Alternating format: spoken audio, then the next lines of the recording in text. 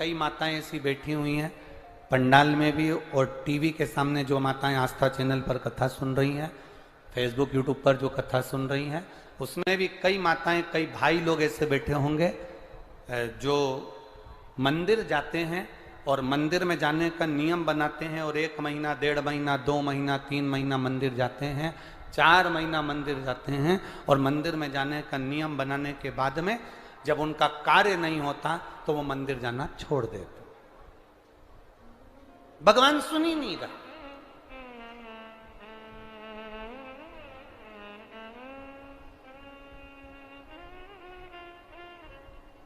कई लोग पत्र भी लिखते हैं, ऐसा नहीं कि पत्र नहीं लिखते, कई लोग पत्र में लिखते हैं, गुरुजी हम 4 महीने से मंदिर जा रहे थे, गुरुजी हम 3 महीने से मंदिर जा रहे हैं, हम 5 महीने से मंदिर जा रहे हैं, भगवान तो हमारी सुन ही नहीं रहा। भगवान से हमारा कौन सी दुश्मनी है जो भगवान ने सारा दुख हमको दे दिया, भगवान हमारी सुन ही नहीं रहा।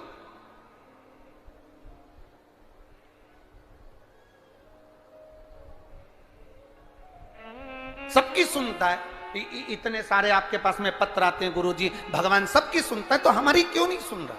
हम भी तो मंदिर जा रहे हैं, हम भी तो भगवान को जल चढ़ा रहे हैं, हम भी तो भगवान के मंदिर में झाड़ू लगा रहे हैं, हम भी तो भगवान के मंदिर में पोछा लगा रहे हैं, हम भी तो भगवान का श्रृंगार कर रहे हैं, फिर भगवान हमारी सुनता क्यों नहीं है? 2 महीना 3 महीना 4 महीना जाते हो और मन में विचार रखते हो कि भगवान ऐसा कर देना कि बस मेरा काम हो जाए। भगवान भी मन में सोचते हैं तो चिंता मत कर, तेरे यहाँ किसी की दुकान हो तो उस दुकान को एक बार देखना।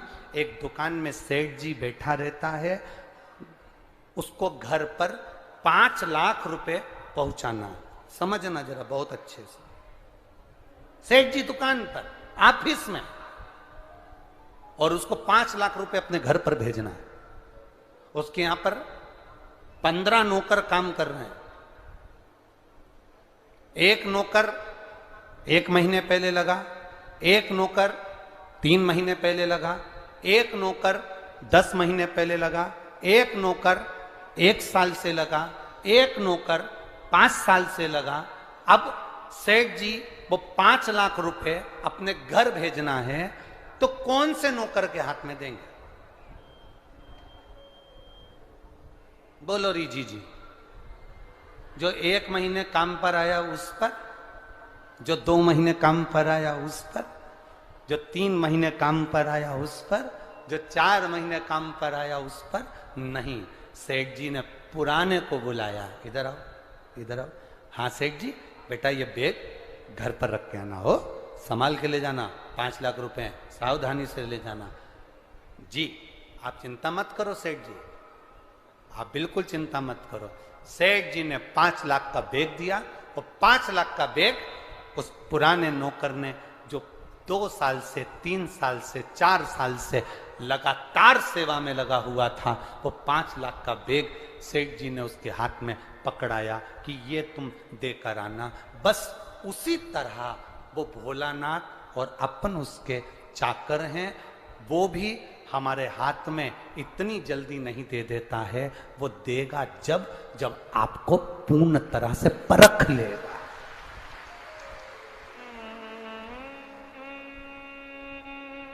आपको पूर्ण तरह से जब वो परखेगा तब वो देगा। और आप क्या करते हो?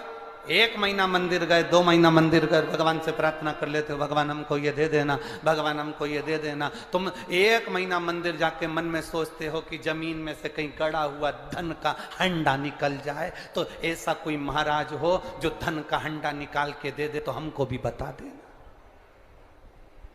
नहीं, अपने कर्म को करो, अपनी मेहनत को करो, अपने परिश्रम को करो, और जितना जितना तुम कर्म करोगे, जितनी जितनी तुम मेहनत करोगे, जितना जितना तुम परिश्रम करोगे, और भगवान के प्रति जितना जितना तुम्हारी दृढ़ता, जितना जितना तुम्हारा विश्वास बढ़ता चले जाएगा, जितना विश्वास बढ़ेगा तुम उतने भगवान के नजदीक आते चले जाओगे। फिर तुम्हारा दुख तुम्हारा नहीं रहेगा, फिर तुम्हारा दुख बाबा देव आदिदेव महादेव का खुद का हो जाएगा, क्योंकि तुम्हें दुखी नहीं देख सकते, वो तुम्हें दुखी नहीं देख सकते। पांव के अंगूठे का नख जब भी काटो, उसको काटते समय कोई देखे ना, और दूसरा उसको कहां फेंका गया है उसका स्मरण परिवार के व्यक्ति को नहीं होना चाहिए। कारण भविष्य पुराण कहती है, हमारे पैर के नख का अंगूठा का नख, पैर का जो अंगूठा है उसका जब हम नख काटते हैं और काट कर हम उसको फेंकते हैं, उस पर से जितने मनुष्य, जितने जीव निकल कर जाते हैं, जितने जीव निकल कर जाएंगे, जितने मनुष्य निकल कर जाएंगे शरीर में, उतने मनुष्य को गिन लीजिए, और उतने रोग इस मानव के शरीर में मृत्यु के पहले आते ही हैं। ये निश्चित है, भविष्य पुराण के अंतर्गत लिखा। कई लोगों को बड़ा शौक रहता है पांव के नख काटने का, या माताएं तो हमेशा लगी रहती 24 घंटा वाइज घसने में है।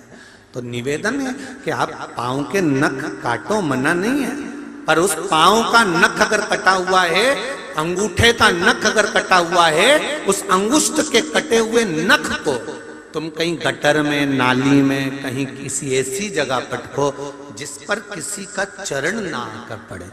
जितना अगर कोई बच्चा, कोई बूढ़ा, कोई व्यक्ति उस नख पे से निकल कर जाएगा, उतना शरीर में मरने से पहले जितने लोग लांग कर गए हैं उतना शरीर में रोग आएगा, ये निश्चित है। उस रोग को काटने